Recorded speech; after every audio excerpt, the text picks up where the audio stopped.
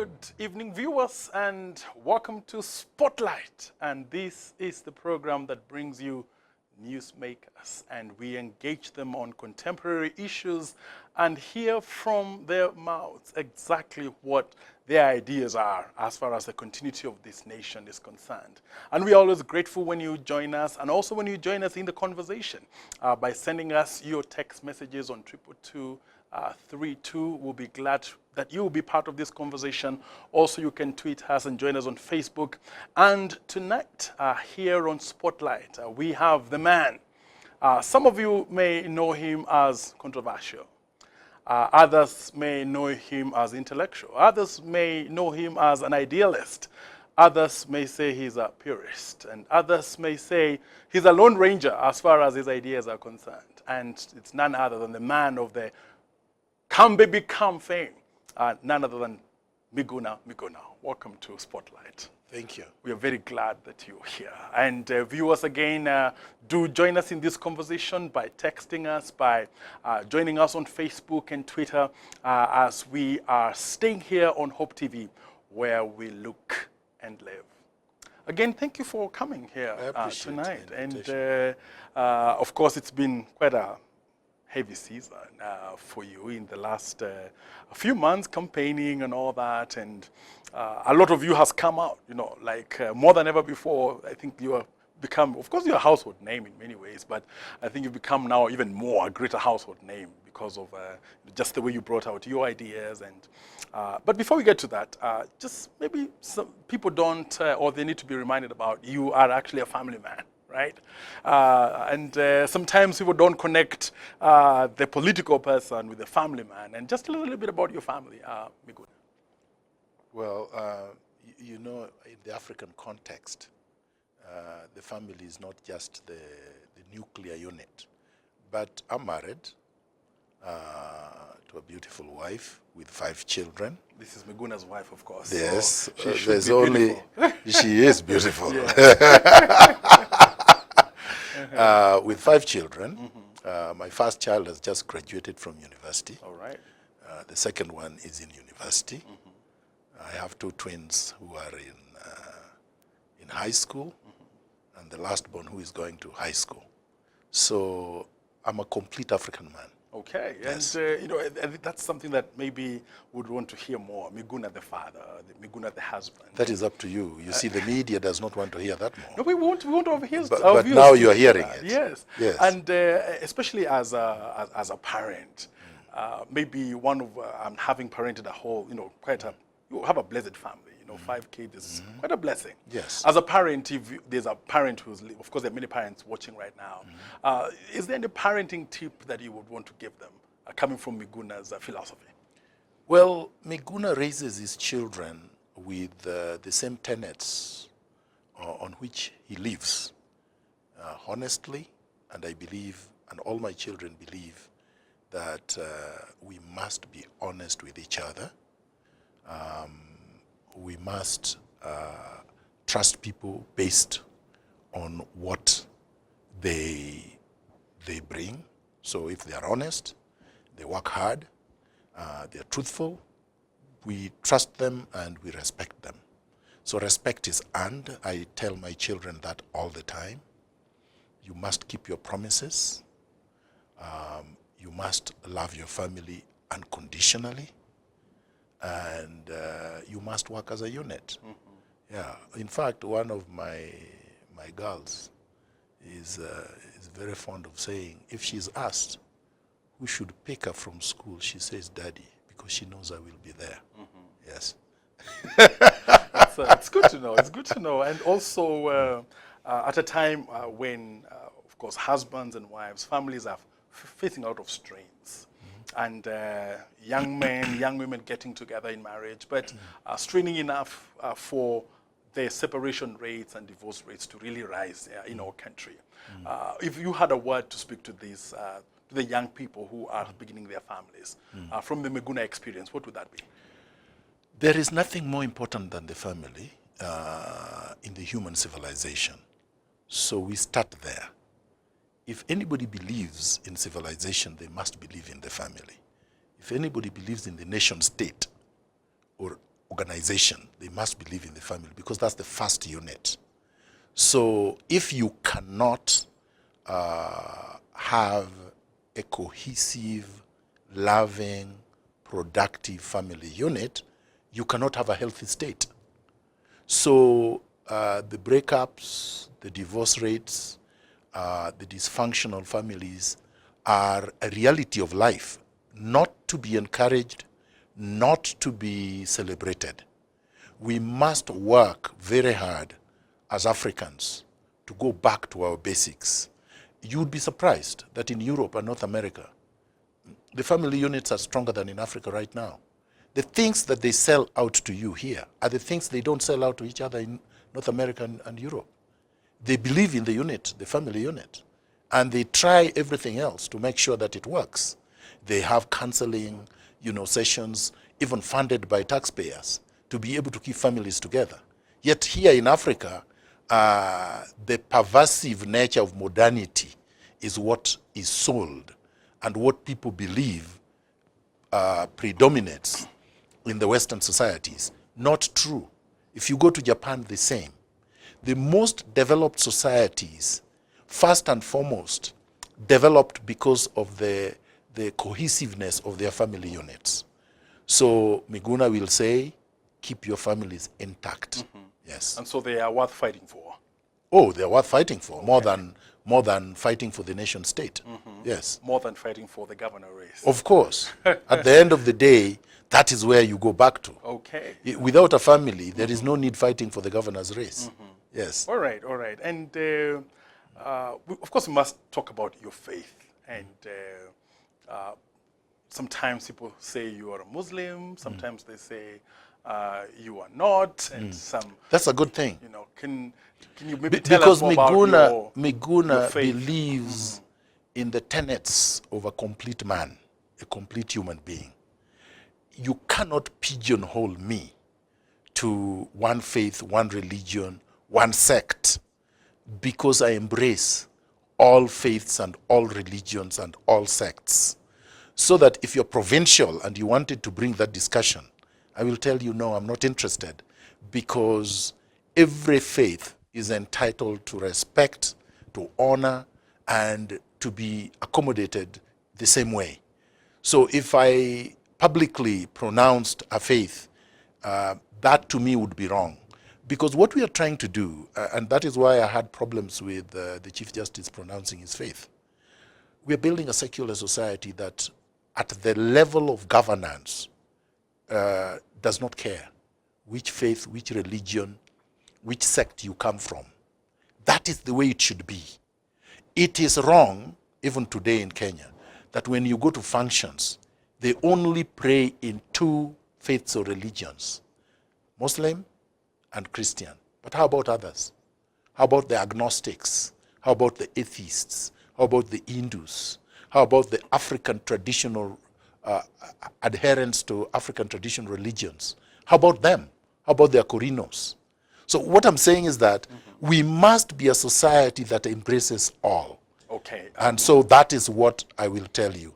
So on a public TV, I wouldn't tell you my faith or my religion, because I believe it is the wrong forum for that. Okay, and yes. If I was to again ask you on the same line, you've had quite a bit of successes going on your side. Do you attribute these successes to God?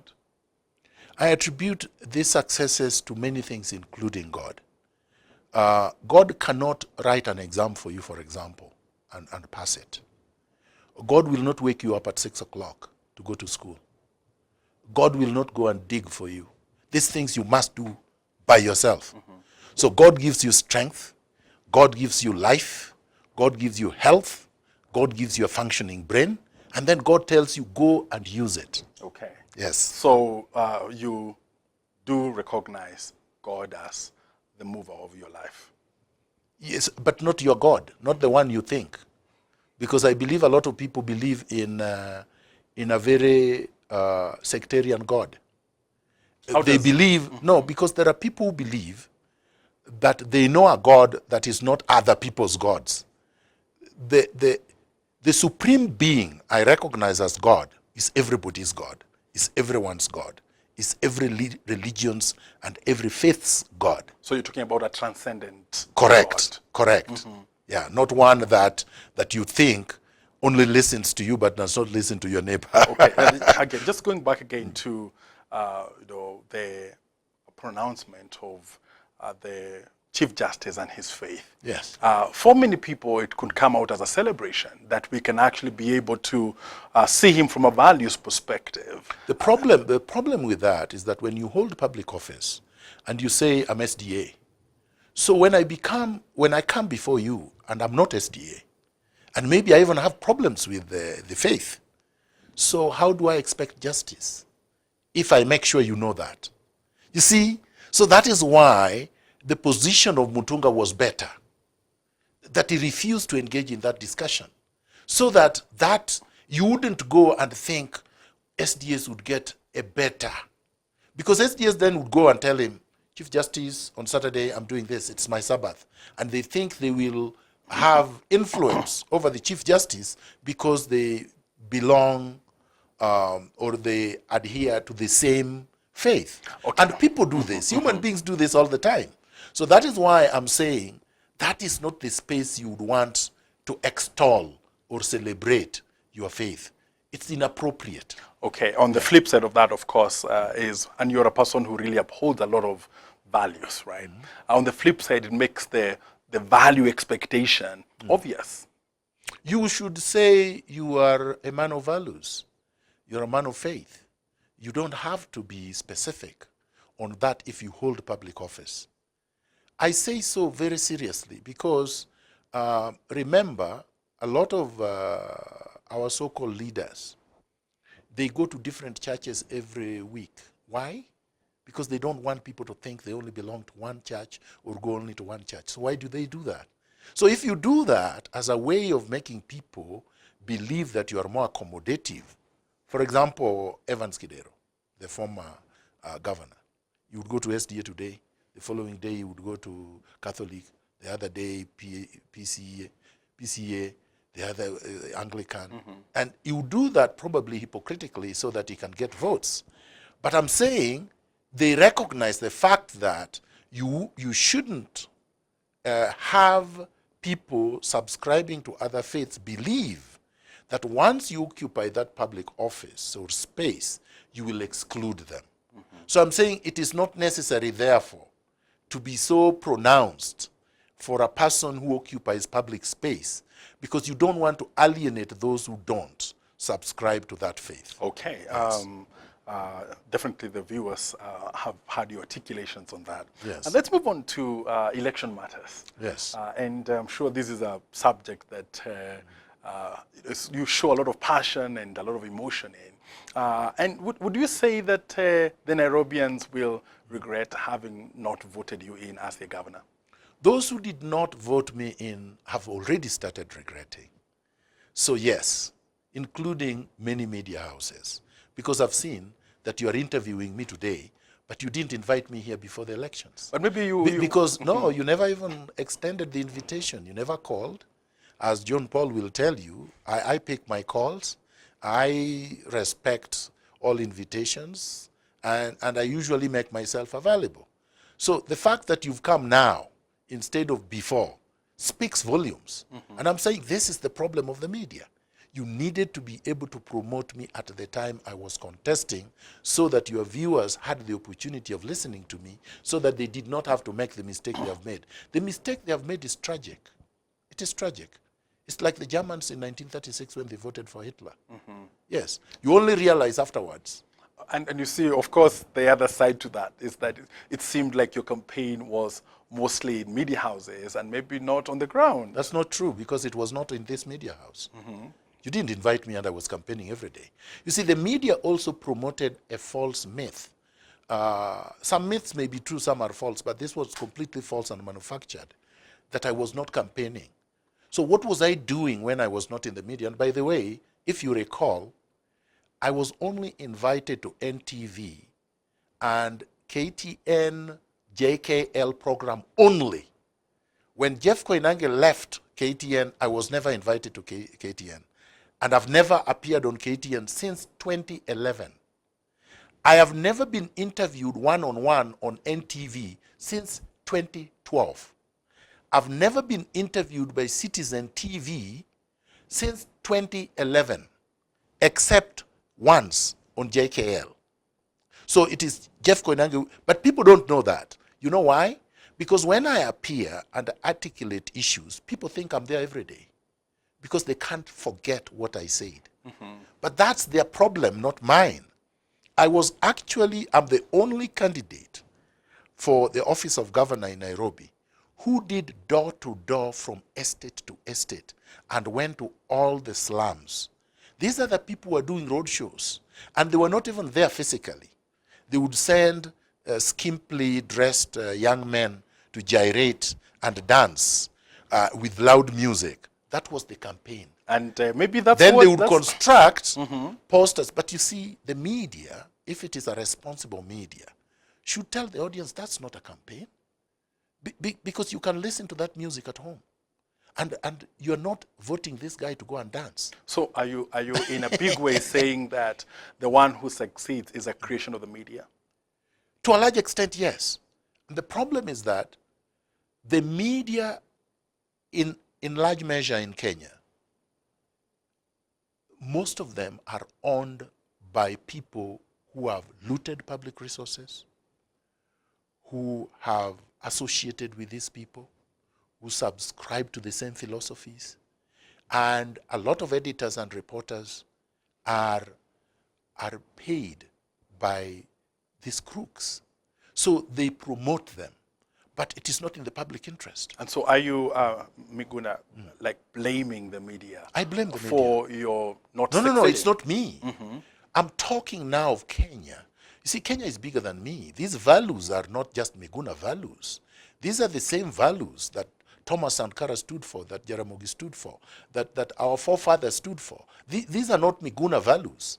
Miguna simply subscribes to the same values as these liberation fighters. And what I'm saying is that our media has been captured. It's not serving public interest. For instance, for the entire period, and I declared my candidature in March 2016, no media house, no TV, not print media, published my manifesto. They didn't summarize it. They didn't talk about it. They simply refuse to talk about it. I talked about it every time during the interviews, but they never reported my interviews, but they reported every little thing that my opponents did. We went for 2 gubernatorial debates, which I won by everybody's judgment. I mean, they said so. They never reported those ones. And believe it or not, this is the first time, because in 2013, they did debates all over. The first time in the history of this country where NTV never held a debate, Citizen never held a debate, KBC, which we fund through taxes, never held a debate. K24 did not hold a debate.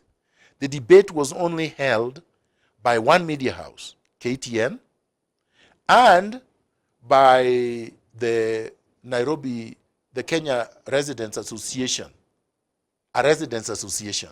And that residents association held theirs in the morning at 7:30. It was live on NTV, but never aired any other time. It was not reported in any print media. So there was a deliberate attempt.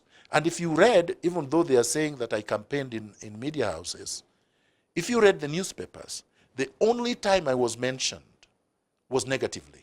Okay. They called me names. But they always praised my opponent. So the media, the cartels actually came together to fight against me. And of course, we would want to say and, that... And I would say, to the extent that a fellow cartel succeeded, yes, they succeeded. And we would want to say, of course, when you mention all these media houses, that yes, they also have their own views. I'm sure they would respond to what you're saying. No, right? but they invite me and I say that okay.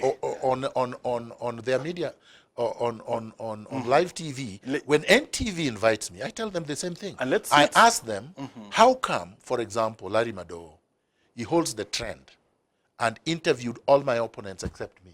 Okay. For example, when you go to Hussein Mohammed, Citizen TV, he interviewed everybody else except me. You go to Joe Ageyo, Joe Ageo never interviewed me, but he interviewed everybody else. So, I mean, it's not a coincidence. Definitely And it's not like Miguna can't have interviews. And of course, your point is very clear. Yes. Just saying that the media houses would also have a response to what you. No, they don't have to have. Let's move on to Sonko, then now Governor of Nairobi. Yes. You've had some very strong views about him. I said it's a tragedy. It's a tragedy. And why do you have such negative views about a man who was elected by Nairobians with over 800,000 votes? Well, first of all, my brother, I have told you, votes are not values. Votes are not values. If you go to Colombia today, the country called Colombia, drug dealers are more popular than bishops. But is it right? Should we respect drug dealers because they are popular? So So I'm answering your question. Sonko is a convicted fraudster and drug dealer. I mean, he was arrested, charged, tried, convicted, and sentenced to jail. And why? No, just wait. So he was sentenced to jail, to Shimolatewa, even by his own admission. He went to jail. He broke away from jail illegally. Then came out, then changed his name from Munga to Mbuvi. And then Kioko. And then now Sonko. And the state has refused to rearrest this man and take him to jail. So he ran away from Mombasa, where he had been incarcerated, and came to Nairobi and tried to transform himself into something he is not. But he continued committing the same crimes. So he has never appealed the conviction. He has not been forgiven, or in any way the state has not given him clemency. So he still stands as a convicted criminal. So we start there. Why should the media ask me not to speak negatively about a criminal? The media, particularly Hope, which I believe is a Christian TV, should be condemning criminals holding public office. Number two, the man is functionally illiterate. You've seen him read. He can't read, even speeches that have been written for him. You watched the interviews that the debate that we did with him. He didn't even know what he studied. He's purportedly studied at university. He was asked, if you became governor, what instruments would you use, legal instruments? He had no clue. He was asked, what are you going to do to the youth who are unemployed? He had no clue. So this is the man, because of 800,000 votes, you believe Miguna should speak positively about? What is positive about Sonko? Let's talk about Nairobians. No. Let's talk about Nairobians. No, but listen to me, I'm a Nairobian. It's 850,000 people. Are you saying, Miguna, that they are wrong? Are you saying that they are wrong? Jesus Christ was crucified by the majority. Were they wrong or right? The minority supported him. They wanted Barabbas, the majority. Were they right? So are you No, I'm asking you as a Christian. Were the people that took Jesus and crucified him, killed him, were they right because they were the majority? Majority is often wrong. That is why leadership does not call for mob action. And then also, Miguna, would it be that you are already judging him and saying that he can't perform and saying that Nairobi is doomed with Sonko? I'm puzzled. Aren't you giving him a benefit of doubt? A criminal? A convicted criminal? Who has not been rehabilitated? No, I can't. From the political process? No, there's nothing political. This is a moral issue. Somebody has been convicted and sentenced to jail. The reason why jails were constructed, built, were conceived, was for purposes of according people an opportunity to redeem themselves, to be rehabilitated. This man did not wait to be rehabilitated. He ran away from prison. It's not like Malcolm X. Malcolm X went to prison. Malcolm X served his time. Malcolm X spent the time he was in prison to read, to become a Muslim, to become pure, to aspire to the values I'm talking about. And then came out, no, let me finish. Then came out and pursued a good cause. Not the same as Sonko. And let's assume that, Yeah. of course, your view sounds quite polarized in terms of he's there and you here. Assume No, that what is the polarized view? My views cannot be polarized. Because my view is very cogent. Tell me what is inconsistent with my view. Because polarized means inconsistency. let's bring this assumption here. Yeah. That you get a phone call from Governor Sonko. And he is telling you, Miguna, you No, have a wonderful ideas. No. And I'd want you to My friend, work the problem, with me. I don't know why you spend too much time on a criminal. First of all, a criminal will never call me. What if he did? No, it is inconceivable. No, first of all, it is inconceivable. Would you pick his call? No, listen to me. I pick everybody's call. But So you'd pick No, his? no, I'm trying to tell you that a criminal, you are asking a hypothetical question, and I'm sure that you're just doing that because you, like the average Kenyan media, coddles to power. And I'm telling you, I don't coddle to power. I don't recognize evil, even if it was the most pervasive and most powerful instrument in the world. I condemn evil. So Sonko will never call me, and I will never work with him because he's a criminal. I don't work with criminals. My friend, I'm an advocate, I'm a barrister and solicitor. And one thing I do, and I took an oath, is not to work with criminals. I can represent people who are accused of having committed criminal offenses at the time they are being subjected to trial. All right. But not after they are convicted and you're telling me I have to go to bed with them. I will not do it. What if you got a phone call from from maybe, whichever way the court rules, and they ask you to give you, the case? He's already convicted. Not. Let's move on from Sonko and go to the Jubilee NASA government. Would you work for either of them? There's no Jubilee NASA government. What would you work for? No, but I'm saying there's no Jubilee NASA government. There's the government of the Republic of Kenya. Would you work for the government of Kenya? The government belongs to us. Would you work for them? No, but my friend, the problem with the way you phrase your question is that you don't understand what a government is. There is no Jubilee and NASA government. There is the government of the Republic of Kenya. This is a government, our government. Of course, I work for our people. This is my government. I fund and pay for that government to be in power. So you are asking me, will I work for myself? Yes. Will I work for you as a citizen of Kenya? Of course. So that is your answer. Of course. I get the theoretical framework. No. That is a very important distinction. Of course, that the government is not a Jubilee government. It's not a NASA government. But every administration is, of course, has a political party in charge, right? Every administration. What we are asking only at the presidency, at the executive, right? So at the executive arm. So if we use your interpretation, yes, are you saying that yes, that you would work for the people of Kenya? The people of Kenya, of course. I'm working for the people of Kenya even right now. Sitting here talking about these things, trying to debate issues that will make Kenya more cohesive, more progressive, more prosperous. This is working for the people. You don't have to be on a salary to be working for the people. This is what I do 24/7. I think for Kenyans and for myself. I write for Kenyans and for myself.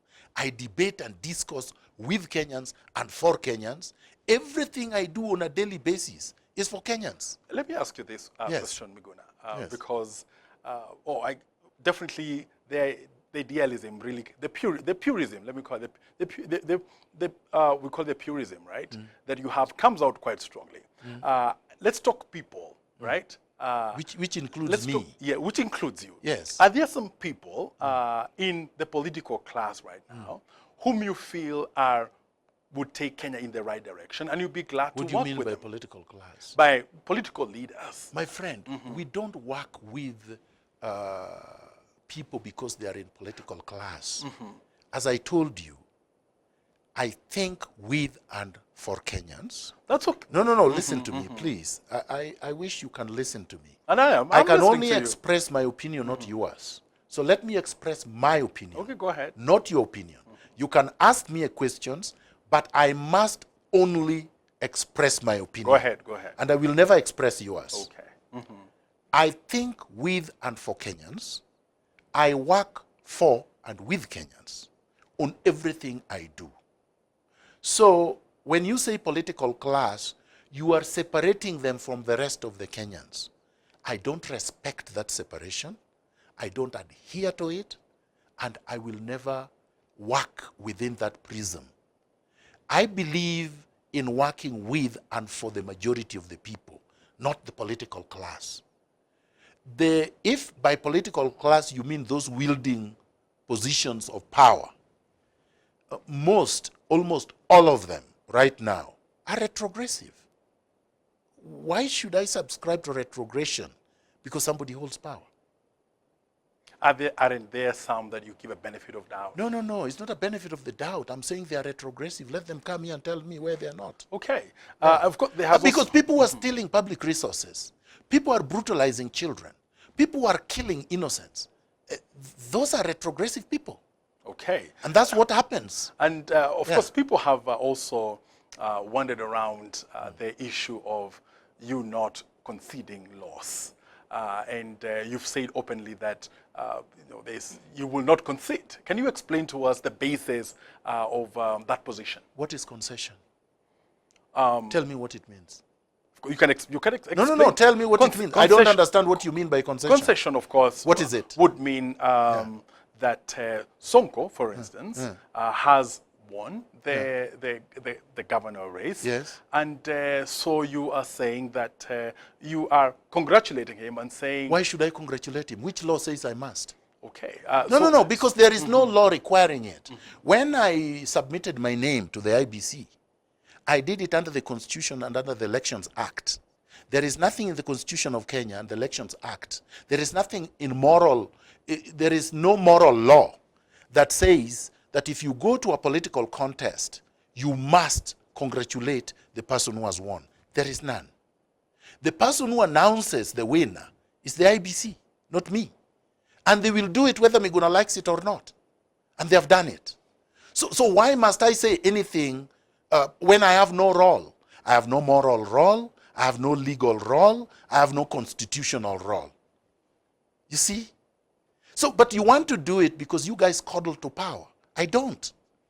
Okay. And of course, this all connects quite a bit with a larger conversation going on right now about some of the leaders who have been hailed for instance, Kidero on one hand, and also, hailed by who? Ruto on the other. Hailed by who? By the media like you. And by the people. Who? And by the people as well. When did the people of Kenya come and say we are hailing Kidero? And Kidero is a thief. Who hails a thief? And the way it's been interpreted. No, but who hails a thief? The way it's been interpreted. No, but is I'm asking they you, are when did Kenya? progressing No. the idea of peace and harmony. Your premise is wrong. You must withdraw that premise.